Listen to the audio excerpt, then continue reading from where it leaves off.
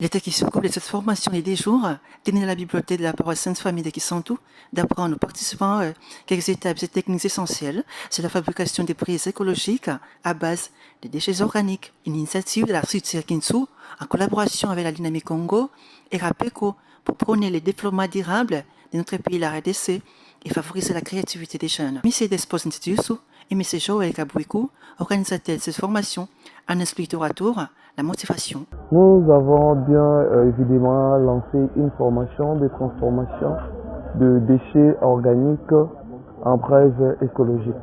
Alors l'idée était de déformer la jeunesse, déformer les femmes ainsi que nos papas à ce qui concerne la protection de l'environnement en luttant contre le déboisement. Parce qu'aujourd'hui nous avons bien évidemment constaté qu'il n'y a plus de forêt.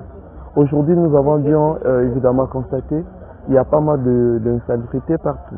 Alors nous nous sommes dit, nous pouvons aussi lutter contre le déboisement qui nous donne le makala en faisant le makala en base de déchets organiques.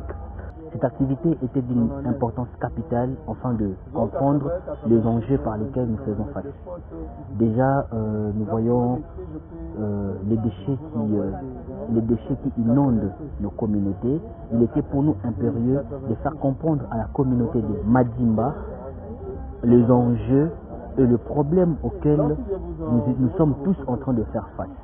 Aujourd'hui, cette formation est donnée pour un nouvel élan, ce qui permettra à tous les apprenants, à tous les participants de pouvoir changer des mentalités et d'être concrets et d'avoir plus d'informations, de formations sur la transformation des charbons écologiques à base de déchets organiques. Un mode de pratique a été observé dans l'enceinte de l'école primaire Kinsuka pour permettre aux participants de mieux comprendre et intérioriser les théories apprises pendant des jours. Et dans la matinée du 20 décembre 2025, le jour de la remise des brevets aux participants, une prière d'ouverture a été dite par M. l'abbé Berlin Bala, représentant de l'évêque de Kisantu, Monseigneur Jacques-Crispin Kimpeni, qui n'a pas pu réussir de sa présence à cette manifestation pour honorer cette jeunesse dynamique et visionnaire. Les allocutions s'en est suivies pour donner un ton unique à cet événement. Notez que quelques personnalités des marques étaient présentes à cette cérémonie, notamment le docteur Laissé Amputu,